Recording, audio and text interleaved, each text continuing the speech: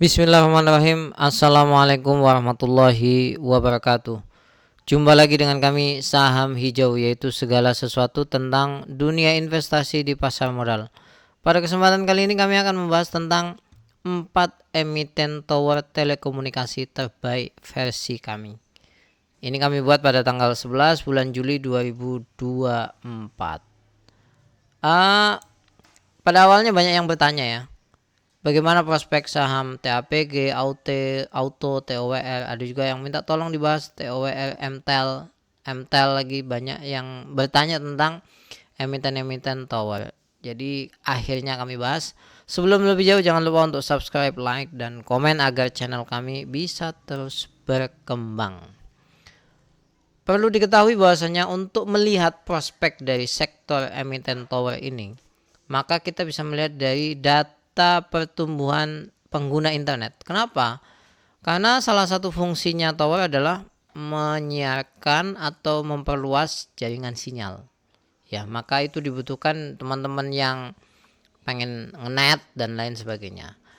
Data ini menunjukkan bahwasanya pertumbuhan internet di Indonesia masih cukup bagus. Bahkan di tahun 2022 ke 2023 itu masih tumbuh 5%. Memang penduduk Indonesia kan cukup besar ya. Nah, di dunia internet ini maka ada beberapa sektor yang akan terimbas ya. Di antaranya data, gadget, data center, ada juga tower ya. Nah, tower ini cukup vital karena kalau nggak ada tower, istilah katanya tidak dapat sinyal lah, gadgetnya ini nggak bermanfaat, nggak berfaedah. Ya, jadi tower ini cukup vital sekali. Nah, sebelum lebih jauh, saya akan membahas teknologi yang ada sekarang. Tower ini di posisi mana? Ini versi kami ya, versi kami. Jadi saat ini tower ini berperan sangat besar dalam memperluas jaringan sinyal. Nah, yang kedua yang sekarang baru hadir ya, dan proses untuk dijalankan di banyak pelanggan itu adalah satelit. Ya. Tapi kemudian masa depan menurut kami, sekali lagi menurut kami, itu yang dibutuhkan adalah fiber optik. Kenapa kami katakan demikian? Karena gini, masa depan itu membutuhkan data yang cukup cepat dan cukup besar. Apalagi teknologi AI ya. Jadi seperti itu. Bagaimana dengan satelit? Satelit ini punya kelemahan. Kelebihannya memang banyak, tapi ada kelemahan yaitu terkait cuaca. Kalau cuacanya buruk itu sinyalnya cukup drop. Jadi fiber optik ini cukup bagus untuk masa depan. Kenapa kami katakan demikian? Karena beberapa emiten tower itu sudah masuk di fiber optik. Ya, nanti kita lihat beberapa emiten yang fiber optiknya cukup jos. Nah, ini beberapa emiten yang ada di pasar modal. Ada TOWR, ada MTEL, ada TBIG, ada Bali. Kalau MTEL ini anak usahanya Telkom. TOWR ini grup Jarum, ya. Jadi seperti itu.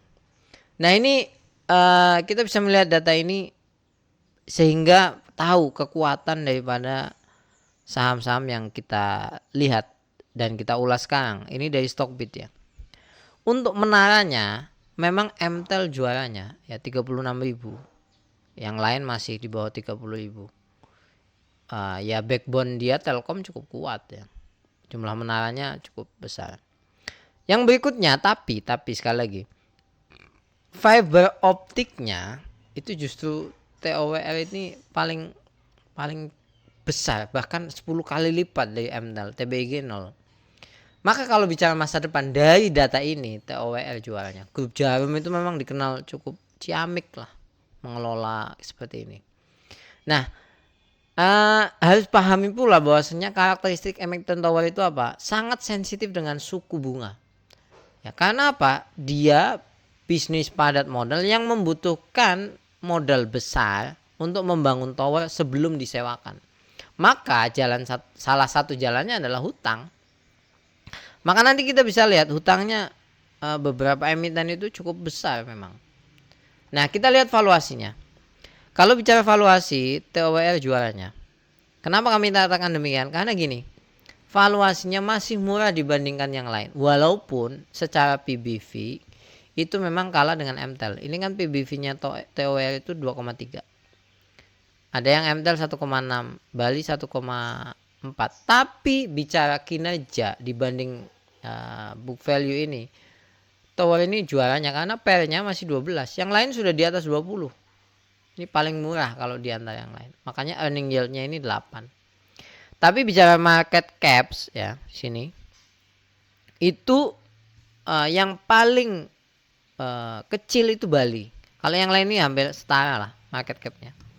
Nah, Bali ini market capnya di bawah 5 triliun. Maka ya kalau masuk di saham ini harus siap-siap. Naiknya deg-degan, turunnya juga deg-degan.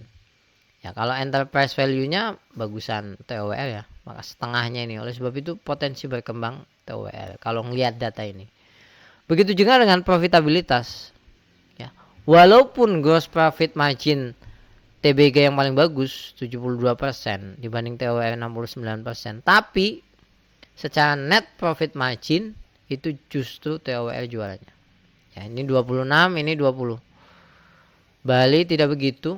MTEL ya tahu sendirilah BUMN ya. Kalau bicara efektivitas biasanya kalah dengan swasta. Ini lihat manajemen efektif. Ini bisa lihat return on capital employed ya. Nah ini kelihatan kan hanya 8%. Kalau TOWL kan 15, 14. Tapi return on asetnya beda-beda tipis lah walaupun TOWL juaranya. Maka kalau bicara profitabilitas istilah katanya bagusnya mereka dalam menjalankan usaha, TOWL jualnya. Nah, secara keuangan, MTEL memang menurut kami paling oke lah. Kenapa kami katakan demikian? Terutama kalau dalam sektor tower itu sekali lagi hutang ya. TBIG itu hutangnya dibanding ekuitasnya itu 2,4. TOWL lebih sadis lagi 2,5 ya. MTEL 0,4.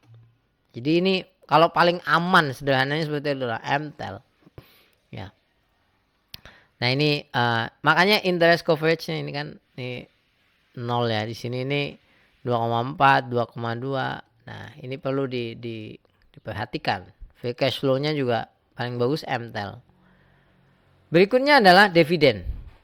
Menurut kami kalau masuk di emiten tower ini jangan banyak berharap dividen lah karena dividennya kecil. Paling besar aja 3%. Yang lainnya 2%, 1%, 2%. Jadi jangan berharap banyak lah. Walaupun TOWL lebih valuable ya. Karena 3% lah. Lumayan lah. Istilah katanya. Nah ini kinerja harganya. Semuanya menurut kami sedang jeblok ya. Karena sekali lagi sensitif dengan suku bunga. Dan suku bunga sekarang masih naik. Jadi kata kuncinya masuk di emiten tower ini kalau suku bunga turun atau ada tanda-tanda turun maka harganya biasanya naik. Nah ini bisa kelihatan ya. Ini kan banyak yang mengatakan suku bunga ini hampir sebentar lagi turun. Nah maka udah naik nih. Ya TBG ini sudah kelihatan titik supportnya di 1720-an. Dan sekarang di harga sekian. Nah kalau TOWL ini grafiknya cukup soft ya. Kayak model BBCA gitu loh. Turunnya nyaman, pelan-pelan, naiknya juga pelan-pelan. Jadi kalau misalkan untuk newbie seperti kami ini enakan masuk di TOWL ini. Naiknya pelan-pelan sekali. Jadi nyaman, tidak bikin deg-degan. Nah, MTEL ya cukup agak sadis ya. Ini turunnya lumayan. Nah, ini nih kalau Anda mau masuk sini perlu banyak istighfar ini. Ya, naiknya sadis, turunnya juga nggak kaleng-kaleng. Ya, maka pertimbangkanlah. Walaupun kami tadi mengatakan yang terbaik di valuasi dan lain sebagainya, tapi kadang-kadang kan orang pengen masuk yang kayak gini yang naiknya cukup tinggi ya. Nah, ini kesimpulan menurut kami. Kalau Anda pengen tahu lebih detail setiap saham nanti kami ulas satu persatu. Tapi ini kan secara global terkait dengan emiten tower. Kalau misalkan kita bicara yang terbaik di antara keempatnya menurut kami ini TOWL ini. Kinerjanya, valuasinya ini cukup baik. Ya TBG standar lah menurut kami. MTEL juga bagus karena keuangannya cukup aman menurut kami. Kalau Bali ini standar. Karena kinerjanya biasa menurut kami. Kalau Bali ini kalau kita lihat tadi. Jadi ini kesimpulannya. Kalau Anda pengen masuk di saham ini silahkan. Anda tidak masuk paling tidak ini jadi pengetahuan. Sekali lagi ini bukan ajakan membeli atau menjual ya, disclaimer on. Tapi ini kesimpulan kami, dan memang tower ini bisnis yang sampai detik ini itu terus tumbuh bangun banyak tower, fiber optik juga terus dibangun tambah banyak. Jadi layak menjadi objek investasi hingga beberapa tahun yang akan datang. Sampai ketemu lagi. Kalau ada sanggahan atau misalkan pertanyaan, cantumkan di kolom komentar. Kalau ada permintaan review untuk emiten, cantumkan juga di kolom komentar. Siapa tahu kami bisa memenuhi untuk Anda. Terima kasih banyak. Assalamualaikum warahmatullahi wabarakatuh.